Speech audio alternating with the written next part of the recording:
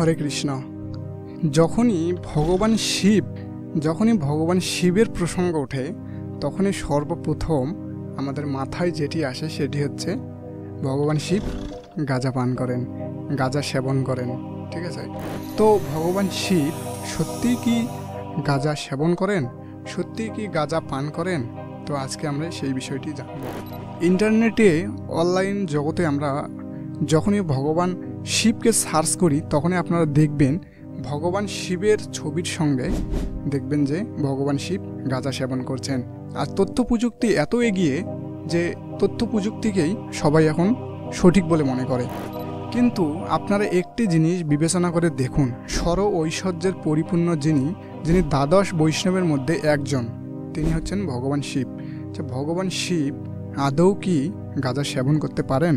আপনারা সমস্ত শাস্ত্র আদি অধ্যয়ন করলে বুঝতে পারবেন কোথাও ভগবান শিব যে গাঁজা সেবন করেছিলেন তার কোনো দৃষ্টান্ত নেই। সমুদ্র মন্থনের সময় কোলাহলে যে বিষ উঠে এসেছিল সেই বিষ ভগবান শিব গ্রহণ করেছিলেন আমাদের এই জগৎকে রক্ষা করার হেতু।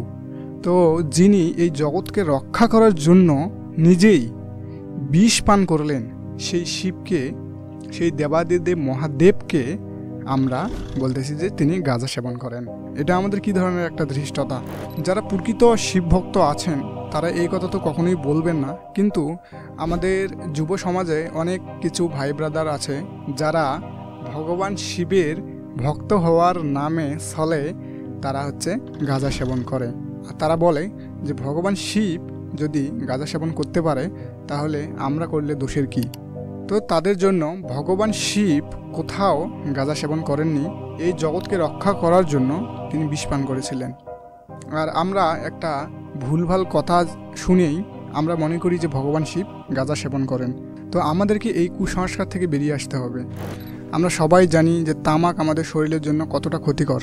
তো আপনারা এইভাবে নিজেদের খাওয়ার অজুহাতে কাউকে দোষারোপ করবেন না, আর যতদূর সম্ভব এসব থেকে বেরিয়ে আসুন। কারণ আপনারা তামাক সেবনের মাধ্যমে সর্বোপরি নিজেদেরই ক্ষতি করতেছেন। তো এই জায়গা থেকে আমাদের সবাইকে সচেতন থাকতে হবে এবং এই জায়গা থেকে সবাইকে বেরিয়ে আসতে হবে। সবাই ভালো থাকবেন। হরে কৃষ্ণ।